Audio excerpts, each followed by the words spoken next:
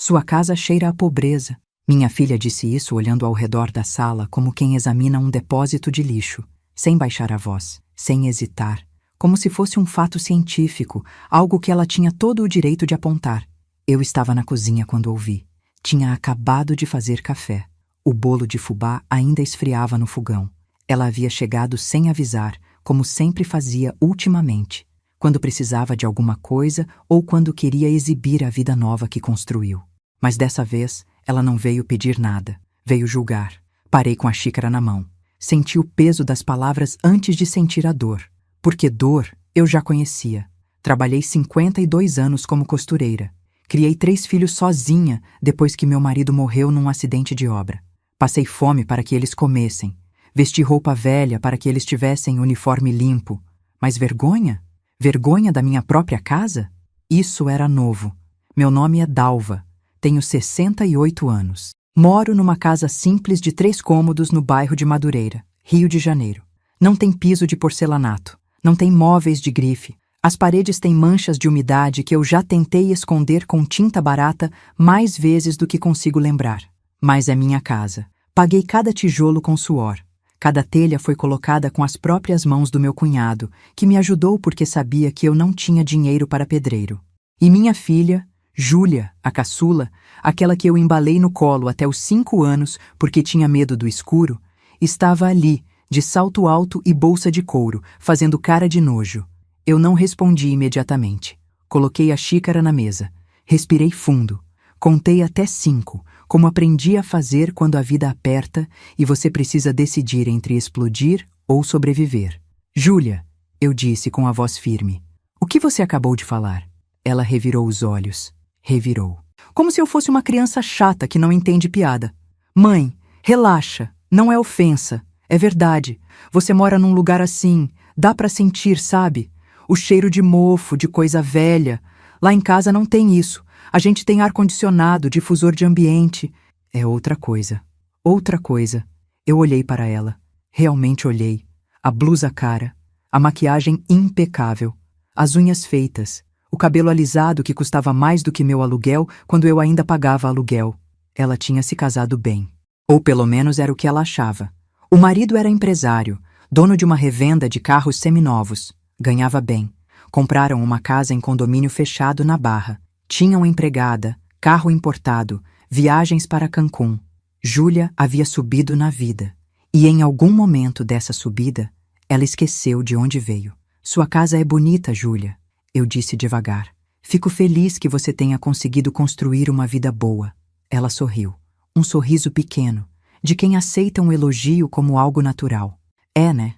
A gente batalhou muito. O Ricardo trabalha feito louco. Eu administro tudo. Não foi fácil, não. Não foi fácil. Eu quase ri. Quase. Mas engoli o impulso. Porque se tem uma coisa que aprendi nesses 68 anos, é que algumas verdades precisam ser ditas na hora certa. E aquele não era o momento. Ainda não. Senta, filha. Vou buscar o café. Ela sentou, mas com aquele jeito de quem está com pressa. Olhou o celular 2 vezes, enquanto eu voltava da cozinha com a bandeja. Nem ofereci o bolo. Sabia que ela diria que estava de dieta. Coloquei a xícara na frente dela. Ela pegou, mas não bebeu. Só segurou, como quem faz um favor. Mãe, eu vim aqui porque preciso falar uma coisa. Meu coração apertou. Sempre aperta quando começa assim. Fala. Ela respirou fundo, como quem se prepara para dar uma notícia ruim. A gente está pensando em fazer uma reforma na casa. Colocar piscina, aumentar a área gourmet. Mas está apertado, sabe? O Ricardo investiu pesado na revenda e agora a gente precisa de um dinheiro extra. Silêncio. Eu sabia o que vinha a seguir. Então eu pensei, você podia me emprestar uns 30 mil. Eu devolvo, claro, mas seria agora, entende? Para a gente não perder a oportunidade com o pedreiro. 30 mil reais. Eu ganhava um salário mínimo de aposentadoria, 1.400 e poucos reais por mês. Vivia disso.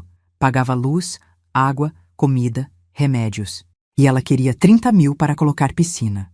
Júlia, eu disse tentando manter a calma. De onde você acha que eu vou tirar 30 mil reais? Ela deu de ombros. Sei lá, mãe. Você não tem aquele dinheiro guardado? Aquele da indenização do pai? A indenização. 20 anos atrás, quando meu marido morreu, a construtora pagou uma indenização. R$ 50.000. Parecia muito na época. Eu usei 20.000 para pagar as dívidas que ele deixou, 10.000 para terminar essa casa. E os 20.000 restantes eu guardei. Guardei como segurança, como proteção, como a única coisa que me separava de morrer na miséria. E minha filha achava que eu devia usar isso para ela fazer piscina. Júlia, esse dinheiro é para emergências. E não é uma emergência? Mãe, a gente precisa. Você não quer ver a filha bem? Eu a encarei. Realmente encarei. E pela primeira vez, senti algo que nunca pensei que sentiria por nenhum dos meus filhos. Decepção profunda. Júlia, você tem casa própria. Tem carro. Tem empregada. Seu marido tem empresa. E você vem aqui, na casa que você acabou de chamar de fedorenta, me pedir R$ 30.000 para fazer piscina? Ela ficou vermelha. Eu não disse fedorenta. Eu disse que cheira a pobreza. É diferente. É a mesma coisa. Ah, para, mãe. Você está sendo dramática. Eu só falei a verdade. Não é minha culpa se você se ofende com tudo. Eu levantei da cadeira. Devagar. Senti as juntas doerem como sempre doíam, mas a dor física era suportável. A outra não. Júlia, eu acho melhor você ir embora. Ela me olhou incrédula. Sério? Você está me expulsando por causa de uma palavra? Não é uma palavra. É uma falta de respeito. E eu não vou aceitar isso na minha casa. Não importa como ela cheire. Ela riu. Um riso curto, ácido. Tá bom, mãe. Tá bom. Eu vou embora. Mas quando você precisar de mim, não vem chorar, não. E saiu. Bateu a porta. Eu fiquei ali, no meio da sala, olhando para a xícara cheia que ela nem tocou. E foi naquele momento que tomei a decisão. Nos dias seguintes, Júlia não ligou. Não mandou mensagem. Nada. Meus outros 2 filhos, Marcos e Camila, ligaram. Eles moravam longe. Marcos em São Paulo, Camila em Curitiba, mas mantinham contato. Perguntavam como eu estava, mandavam dinheiro de vez em quando, mesmo eu pedindo para não mandarem. Eles tinham subido também, mas não esqueceram. Marcos era engenheiro, Camila, professora universitária. Ambos tinham construído carreiras sólidas. E ambos sabiam exatamente o preço que eu paguei para que eles pudessem estudar. Contei para Camila o que aconteceu. Ela ficou furiosa. Mãe, a Júlia sempre foi mimada, mas isso passou dos limites. Quer que eu fale com ela? Não precisa, filha. Eu vou resolver. Como? Eu não respondi, porque ainda estava elaborando o plano. A ideia veio numa madrugada de insônia. Eu estava deitada, olhando para o teto rachado, pensando em tudo que tinha feito por aquela menina. As noites que passei costurando até às 3 da manhã para pagar a escola particular que ela tanto queria. As vezes que deixei de comprar comida para mim para que ela pudesse ir na festa da amiga. O dinheiro que juntei, centavo por centavo, para dar de presente no casamento dela. R$ 15.000 que ela gastou em 3 meses. E agora ela me tratava como se eu fosse um peso, um embaraço, alguém cuja existência precisava ser escondida. Foi então que decidi. Eu ia ensinar a Júlia o que era pobreza de verdade. Não ia gritar, não ia brigar, não ia dar sermão. Ia fazer ela sentir. No dia seguinte, liguei para o banco. Pedi informações sobre investimentos, aplicações, conta digital. Coisas que nunca tinha me interessado muito porque sempre vivi no básico. Mas agora precisava entender. Também liguei para Camila e Marcos. Expliquei meu plano. Camila achou arriscado. Marcos achou genial. Mãe, se alguém merece aprender uma lição, é a Júlia. Eu tô com você. Camila hesitou, mas acabou concordando. Só não exagera, tá? Ela ainda é minha irmã. Prometi que não exageraria. Mas no fundo, sabia que o que eu estava prestes a fazer ia doer. Muito. 2 semanas depois, Júlia ligou. Mãe, eu queria te pedir desculpas. Acho que fui grossa naquele dia. A voz dela estava diferente, menos arrogante, mais cuidadosa. Aceito suas desculpas, Júlia. Silêncio do outro lado. E sobre o empréstimo. Você pensou? Ah, então era isso. Ela não estava arrependida. Estava precisando. Júlia, vamos conversar pessoalmente. Vem aqui sábado, 12h.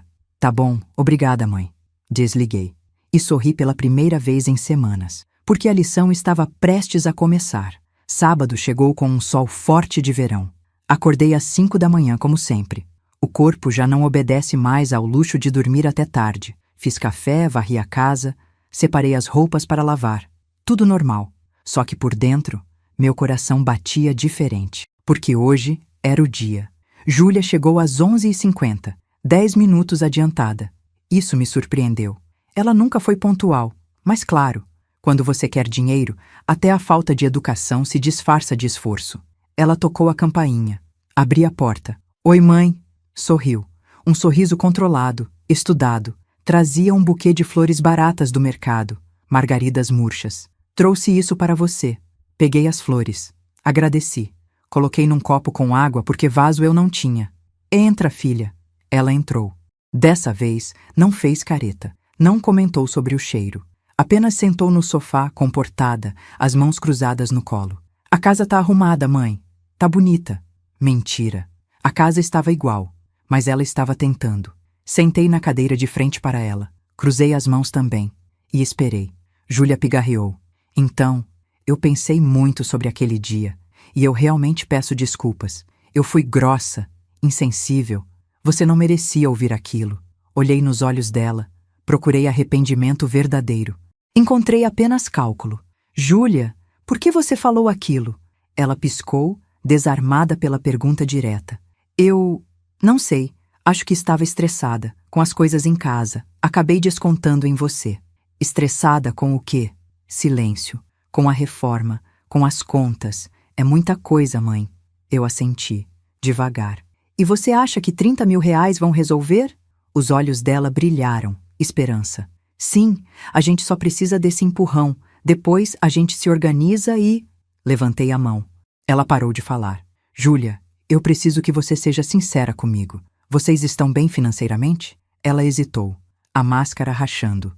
A gente tá passando por uma fase difícil, mas nada grave. É só um ajuste. Que tipo de fase difícil? Ela suspirou.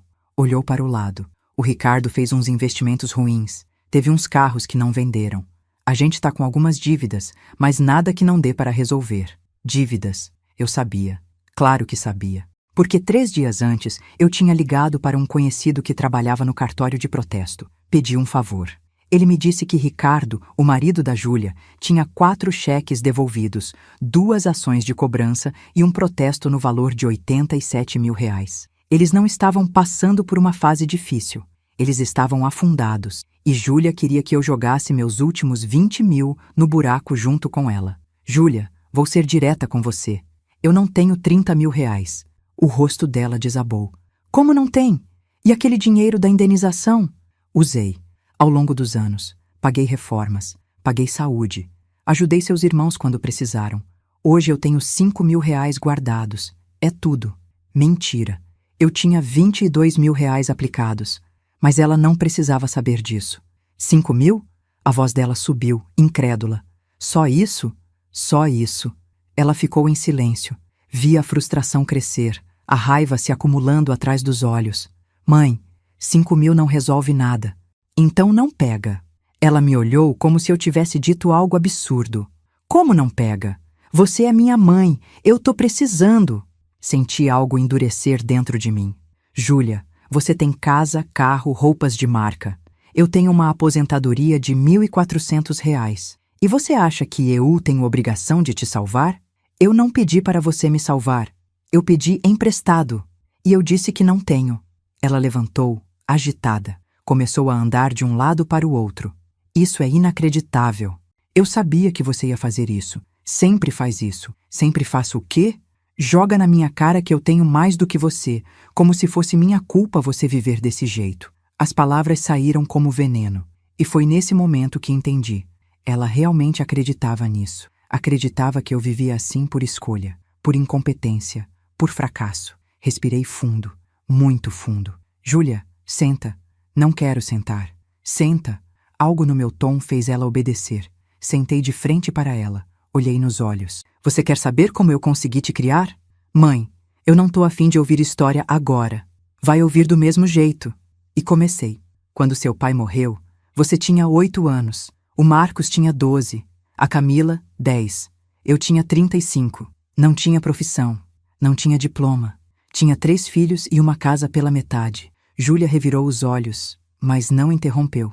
Comecei a costurar para fora. Fazia roupas, concertos, barra de calça. Ganhava 5, 10 reais por peça. Trabalhava das 6 da manhã às 2 da madrugada, todos os dias. Ela olhou para o chão. Teve um ano que a Camila ganhou uma bolsa para estudar inglês. R$ 400 por mês. Eu não tinha. Vendi minha aliança de casamento, aquela de ouro que seu pai tinha me dado. Vendi por R$ 300. O resto eu tirei de não comer carne durante 2 meses. Silêncio.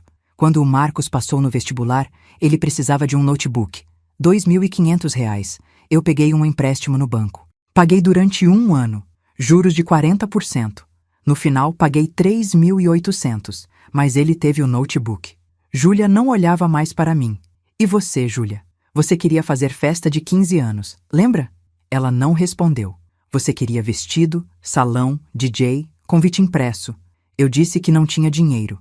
Você chorou, gritou, disse que eu não te amava, que suas amigas iam rir de você. Ela fechou os olhos. Eu vendi a geladeira velha, vendi a TV, peguei mais um empréstimo. E fiz sua festa. 50 convidados, buffet, tudo que você pediu.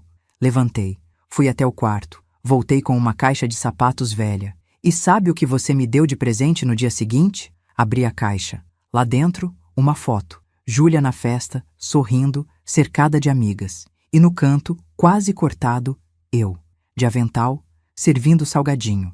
Essa foto, você pediu para o fotógrafo não me incluir nas oficiais. Disse que eu estava atrapalhando a estética. Coloquei a foto na mesa. Júlia começou a chorar. Mãe, eu era criança.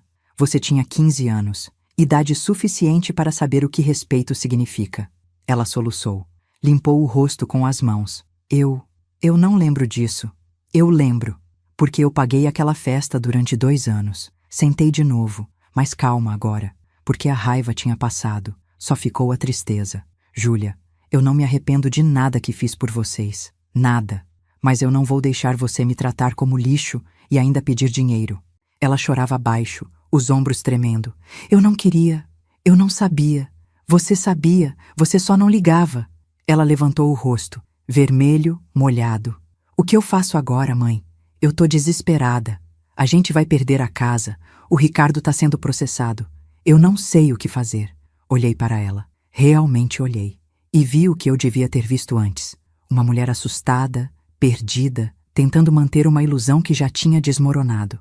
Mas eu também vi a arrogância ainda ali. A expectativa de que eu resolveria. Como sempre resolvi. Júlia, eu vou te ajudar. Mas não do jeito que você tá pensando. Ela me olhou confusa. Como assim? Você vai vir morar aqui. Silêncio absoluto. O quê? Você e o Ricardo vão vender essa casa na Barra. Vão pagar as dívidas e vão vir morar aqui, comigo.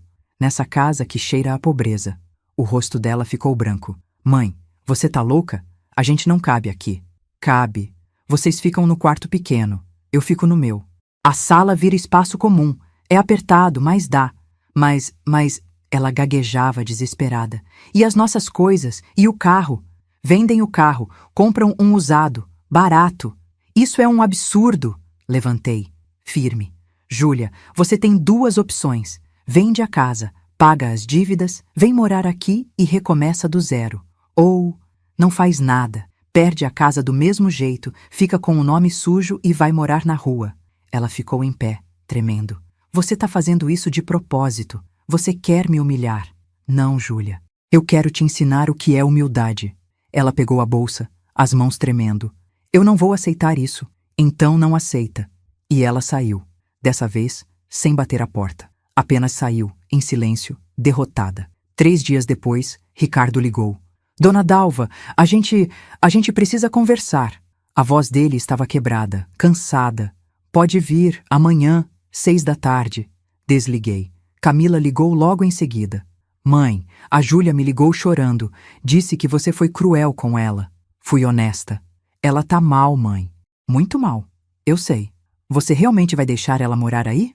Eu dei uma opção. Se ela não quiser, que se vire sozinha. Não é mais problema meu. Silêncio do outro lado. Mãe, você tem certeza? Tenho. Cansei de carregar quem não me respeita. Camila suspirou. Tá certo. Você sabe o que faz. Ricardo e Júlia chegaram no dia seguinte. Ele de bermuda e camisa amassada. Ela de calça de moletom e rabo de cavalo. Sem maquiagem. Sem salto. Ela parecia 10 anos mais velha. Sentaram no sofá. lado a lado, em silêncio. E então? Perguntei. Ricardo foi quem falou. Dona Dalva, a gente tá aceitando sua proposta. Júlia não olhou para mim. Vão vender a casa? Já colocamos à venda. O corretor disse que consegue um comprador em 1 mês. E as dívidas? Vamos pagar tudo. Vai sobrar pouco, mas vai dar. Assenti. E vocês sabem o que significa morar aqui? Ricardo acenou. Júlia continuou em silêncio. Significa dividir banheiro. Significa não ter empregada. Significa cozinhar, lavar, limpar. Significa viver com R$ 1.500 por mês até conseguirem se reerguer. Eu não vou sustentar vocês. Não vou pagar suas contas. Vocês vão ter que trabalhar. Os dois. Júlia levantou o rosto, os olhos vermelhos, inchados. Trabalhar em quê? Eu não trabalho há 5 anos. Então tá na hora de voltar. Mercado, loja, salão, qualquer coisa. Ou você acha que dinheiro cai do céu? Ela abriu a boca para responder, mas Ricardo segurou o braço dela. A gente vai dar um jeito, Dona Dalva. A gente promete. Olhei para ele. Vi cansaço, vi derrota, mas também vi algo que me surpreendeu. Humildade. Tá bom, podem trazer as coisas no fim de semana. Vou liberar o quarto pequeno. Eles saíram em silêncio e eu fiquei ali, sozinha, me perguntando se estava fazendo a coisa certa. Mas então lembrei da frase, sua casa cheira a pobreza. E soube que sim, estava fazendo exatamente o que precisava ser feito. A mudança aconteceu num sábado. Eles chegaram com um caminhão pequeno. Não tinham mais os móveis de luxo. Venderam quase tudo. Trouxeram apenas o essencial, roupas, alguns utensílios, uma TV pequena. Júlia desceu do caminhão com os olhos inchados. Tinha chorado, muito, mas não falou nada. Ricardo cumprimentou o ajudante, pagou e começou a descarregar. Eu fiquei na porta, observando. Marcos tinha vindo de São Paulo para ajudar. Ele carregava caixas sem dizer uma palavra, mas eu via a tensão no rosto dele. Sabia que ele estava com raiva da irmã, mas também sabia que ele entendia o que eu estava fazendo. Quando terminaram, já era tarde. Pedi pizza. Comemos em silêncio na mesa da cozinha. Júlia mal tocou na comida. Não vai comer? Perguntei. Não tô com fome. Então guarda na geladeira. Amanhã você come. Ela me olhou surpresa. Sério? Comida não se joga fora nessa casa, Júlia. Você vai aprender isso. Marcos quase sorriu. A primeira semana foi um inferno. Júlia reclamava de tudo. Do colchão duro, do chuveiro que demorava para esquentar, do barulho dos vizinhos, da falta de espaço, da umidade, do calor. Eu não respondia. Apenas olhava e voltava ao que estava fazendo. Ricardo, pelo menos, tentava ajudar. Consertou a torneira da cozinha que pingava. Trocou a lâmpada queimada do corredor. Ofereceu para pintar a parede da sala. Mas Júlia só reclamava. Até o dia em que acabou o gás. Eu tinha avisado. No início da semana, eu disse: o gás está acabando. Alguém precisa comprar um botijão novo. Ricardo disse que ia comprar no sábado, mas esqueceu. Na quarta-feira de manhã, fui fazer café. A chama do fogão piscou 3 vezes e apagou. Acabou. Júlia estava no quarto. Chamei ela. Júlia, o gás acabou. Ela apareceu de pijama, esfregando os olhos. E aí? E aí que você vai ter que resolver. Eu? Por quê? Porque você mora aqui. E quem mora aqui, resolve. Ela me olhou incrédula. Mãe, eu não sei nem como compra gás. Então vai aprender. O endereço do depósito tá grudado na geladeira. Fica a 3 quadras daqui. Botijão custa R$ 130. Leva o vazio. Traz o cheio. Mas eu não tenho dinheiro. Tirei uma nota de 50 do bolso. Coloquei na mesa. Agora tem. O resto você tira do que o Ricardo te deu ontem. Ela ficou parada, olhando para a nota como se fosse uma cobra. Vai, Júlia. Quanto mais você demora, mais tarde a gente come. Ela pegou a nota com raiva. Vestiu um short e uma blusa. Calçou o tênis. E saiu. Quando voltou, 40 minutos depois, estava suada e vermelha. O cabelo grudado na testa. As mãos sujas de graxa do botijão. Colocou o botijão no chão da cozinha e desabou na cadeira. Isso é desumano. Isso é vida real, Júlia. Ela me olhou com ódio, mas não disse nada. Na segunda semana, acabou o dinheiro. Ricardo tinha conseguido uns bicos como motorista de aplicativo, mas o carro era velho, o aluguel do veículo comia metade do que ele ganhava. No fim da semana, ele trouxe R$ 300 para casa. R$ 300. Júlia viu o dinheiro e começou a chorar. A gente não vai conseguir. Vai sim, eu disse. Só precisa se planejar. Peguei um caderno velho. Sentei com eles na mesa. Vamos fazer a lista. Arroz, feijão, óleo, macarrão, frango, ovos, o básico. Júlia olhava para a lista como se fosse um atestado de óbito. Isso é tudo? É o que dá para comprar com R$ 100. O resto vocês guardam para emergências. Emergências? Passagem de ônibus, remédio, qualquer coisa que apareça. Ricardo anotava tudo. Júlia apenas chorava baixinho. Naquela noite, eu cozinhei arroz, feijão e ovo. Simples, sem temperos caros, sem frescura. Coloquei na mesa. Júlia olhou para o prato. Só isso? Só isso? Não tem carne? Carne é cara. Semana que vem, se sobrar dinheiro, a gente compra. Ela pegou o garfo. Devagar. Comeu em silêncio. No meio da refeição, ela parou. Olhou para mim. Você sempre comeu assim? Sempre. Mesmo quando a gente era pequeno? Principalmente quando vocês eram pequenos, porque vocês comiam carne. Eu comia o que sobrava. Ela largou o garfo. Mãe, eu não sabia. Você não quis saber. E continuei comendo.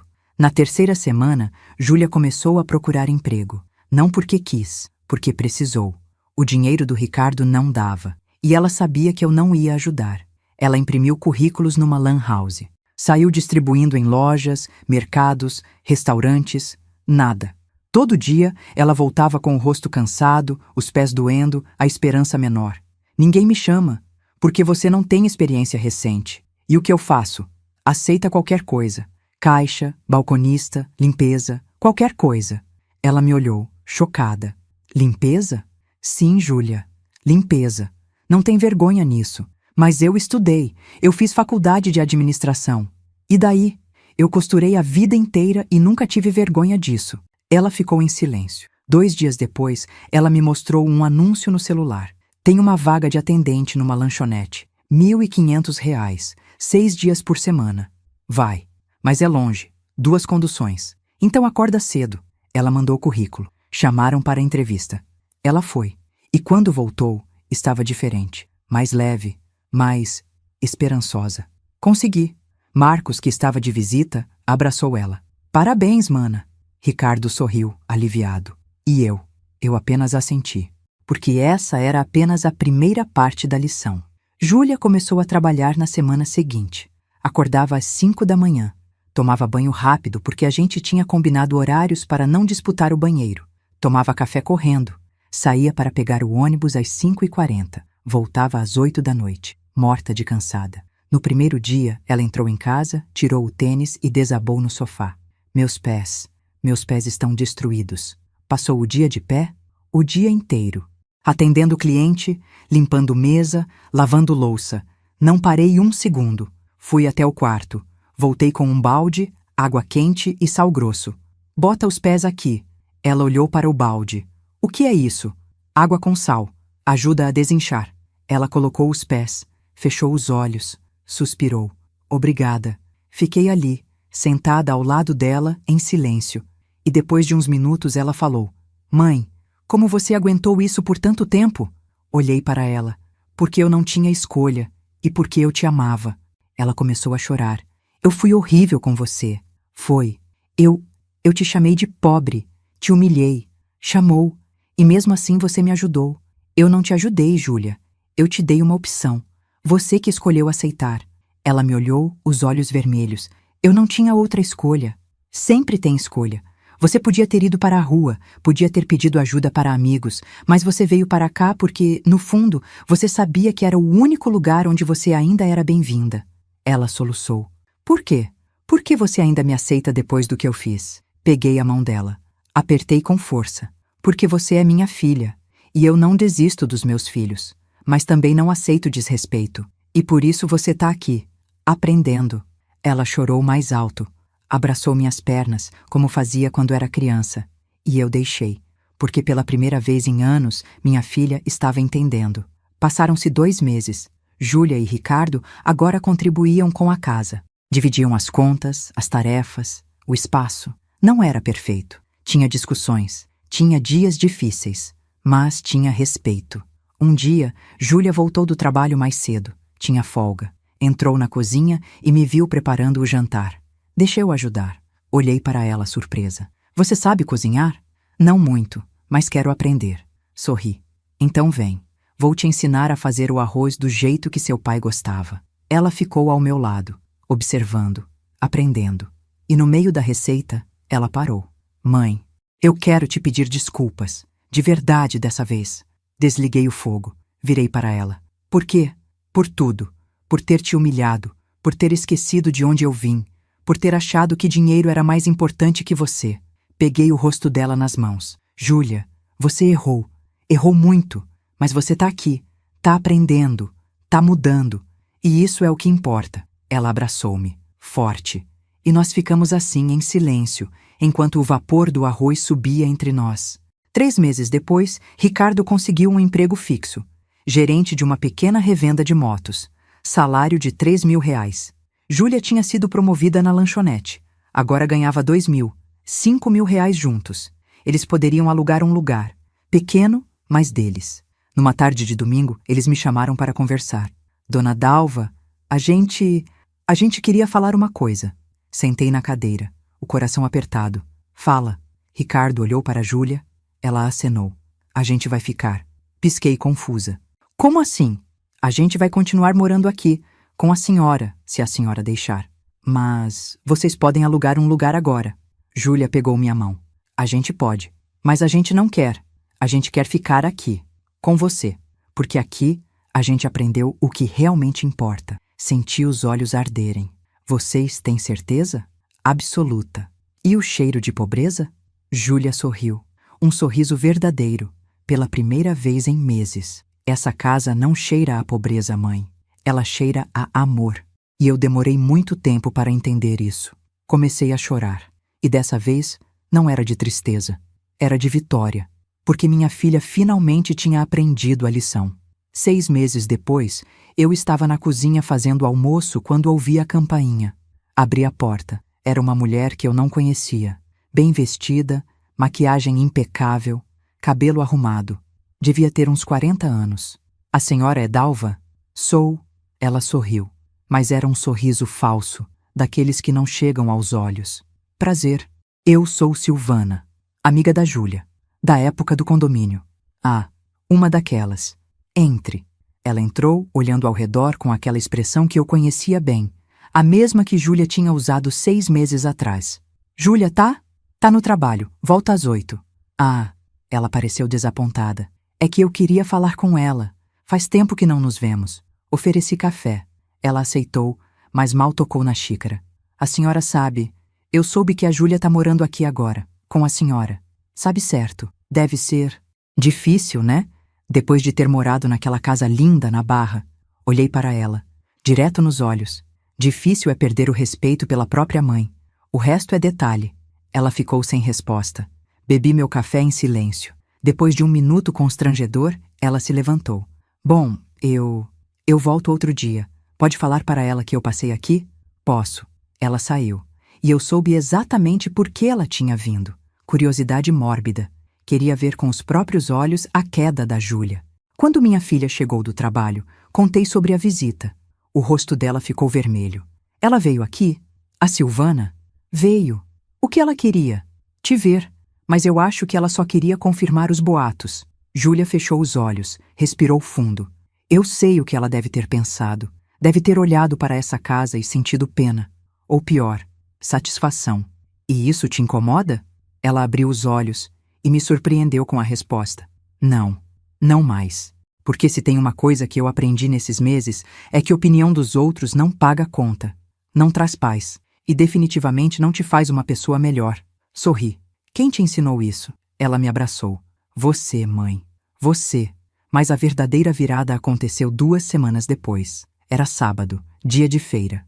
Júlia tinha se oferecido para ir comigo. Estávamos no meio da rua, escolhendo tomates, quando escutei uma voz conhecida. Júlia! Júlia, é você? Virei. Era outra mulher do antigo condomínio. Patrícia. Essa eu conhecia. Tinha ido no casamento da Júlia anos atrás. Júlia ficou tensa. Oi, Patrícia. Patrícia se aproximou sorrindo, mas o sorriso era daqueles carregados de veneno. Nossa, menina, faz quanto tempo? Você sumiu. A gente estava comentando outro dia. Soube que você não mora mais na Barra. Não moro. Que pena, né? Aquela casa era linda. O que aconteceu? Júlia respirou fundo. Vi a mandíbula dela apertar. E então, ela fez algo que me encheu de orgulho. Ela segurou minha mão. O que aconteceu, Patrícia, é que eu aprendi que casa bonita não vale nada quando você perde o respeito por quem te criou. Patrícia piscou, confusa. Como assim? Eu morei numa mansão. Tinha carro importado, tinha roupas de marca. Mas eu tratava minha mãe como lixo. Eu a humilhei, eu a desrespeitei. E quando tudo desmoronou, quem me acolheu? Ela, essa mulher aqui, na casa que eu disse que cheirava a pobreza. Patrícia ficou sem palavras. Júlia continuou, a voz firme. Hoje eu moro com ela, num lugar simples. Trabalho 6 dias por semana numa lanchonete. Ganho R$ 2.000. Acordo às 5 da manhã. E sabe de uma coisa? Eu sou mais feliz agora do que já fui na vida. Mas você tinha tudo. Eu tinha coisas, Patrícia. Não tinha caráter. Não tinha gratidão. Não tinha humildade. Hoje eu tenho. E isso não tem preço. Ela apertou minha mão mais forte. Patrícia murmurou alguma desculpa e saiu, apressada. Júlia olhou para mim, os olhos brilhando. Tá orgulhosa de mim? Sempre estive. Mas agora você sabe disso. Voltamos para casa com as sacolas de feira. E pela primeira vez, eu senti que minha filha tinha finalmente crescido. Naquela noite, depois do jantar, Júlia pediu para conversarmos. Sentamos na sala. Ricardo foi dormir cedo, nos deixando sozinhas. Mãe, eu quero te contar uma coisa. Fala, filha. Eu recebi uma proposta de emprego, numa empresa de marketing. Salário de R$ 4.000. Meu coração pulou. Júlia, isso é maravilhoso. Ela sorriu, mas era um sorriso triste. Mas tem um problema. É em Niterói, do outro lado da ponte. 2 horas de ida, 2 de volta. Eu ia ter que sair de madrugada e voltar quase meia-noite. E você vai aceitar? Ela olhou para as mãos. Não sei, porque eu ia ficar longe de você. E depois de tudo que aconteceu, eu não quero perder mais tempo. Eu já perdi tanto. Peguei o rosto dela nas mãos. Júlia, você tem que aceitar. Mas, não, me escuta. Eu não te trouxe para cá para você ficar presa. Eu te trouxe para você aprender. E você aprendeu. Agora você precisa voar. Mas e você? Eu vou ficar bem. Você pode me visitar nos fins de semana. Pode ligar todos os dias. E sempre que você olhar no espelho e pensar em ser arrogante de novo, você vai lembrar dessa casa e do que ela te ensinou. Ela começou a chorar. Eu não quero te deixar sozinha. Você não vai me deixar sozinha. Você vai viver sua vida, do jeito certo dessa vez. Júlia me abraçou e choramos juntas, mas não era choro de tristeza. Era choro de cura.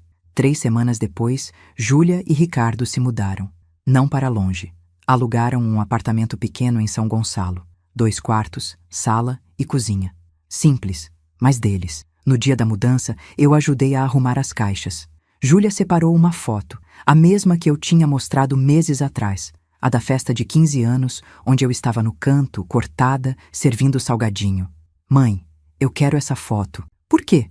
Você odiava essa foto. Eu odiava porque ela me mostrava a verdade, que eu era uma ingrata. Mas agora eu quero ela na parede da sala, para nunca esquecer. Dei a foto para ela. Leva e lembra sempre.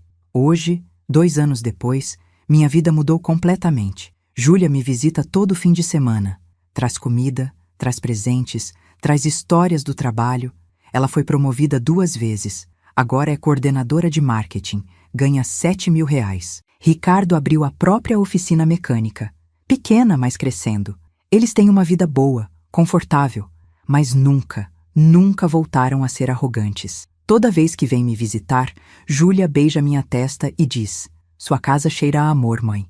E eu sorrio, porque ela finalmente entendeu. Camila e Marcos também ficaram impressionados com a mudança da irmã. Na última reunião de família, Marcos comentou: "Mãe, você fez um milagre. A Júlia virou gente." Eu ri, mas não foi milagre, foi lição. Outro dia, encontrei Silvana na rua. Aquela mesma que tinha vindo na minha casa meses atrás, cheia de curiosidade mórbida. Ela me cumprimentou, meio sem graça. Dona Dalva, como a senhora vai? Vou bem. E a Júlia? Ouvi dizer que ela tá muito bem agora. Tá sim. Trabalhando, crescendo, construindo uma vida de verdade. Ela olhou para o chão. Sabe, eu queria pedir desculpas. Naquele dia eu fui na sua casa com segundas intenções. Eu queria ver a Júlia mal. E eu me arrependo disso. Olhei para ela. Você se arrepende porque ela deu a volta por cima? Ela ficou vermelha. Não. Eu me arrependo porque eu vi que a minha vida é uma mentira. Eu tenho casa grande, carro caro, viagem, mas eu não tenho paz. E a Júlia tem. E eu percebi que o que você ensinou para ela, eu precisava aprender também. Sorri. Então aprende. Nunca é tarde. Ela acenou e foi embora. E eu fiquei ali, no meio da rua, pensando em tudo o que tinha acontecido.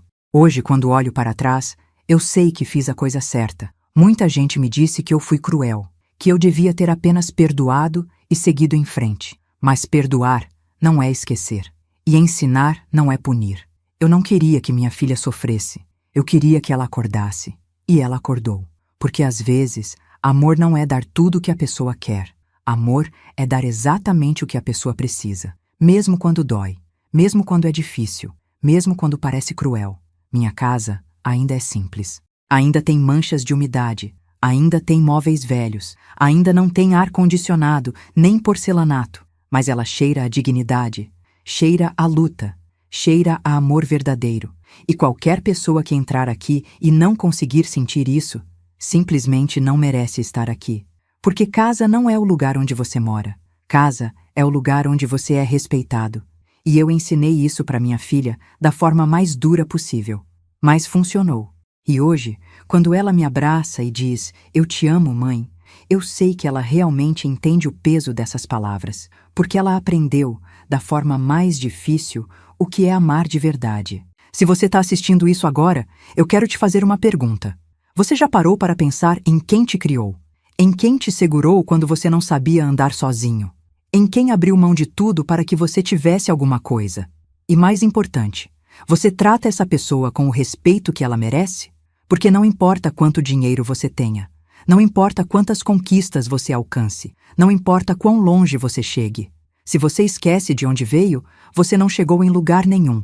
Lembra disso, antes que seja tarde demais. E se você tem alguém na sua vida que precisa aprender essa lição, compartilha essa história. Porque às vezes a gente precisa de um espelho para enxergar quem realmente é. E essa história, ela é esse espelho. Deixa aqui nos comentários. Você já passou por algo parecido? Como você lida com o respeito na sua família? E se essa história te tocou, se inscreve no canal e ativa o sininho.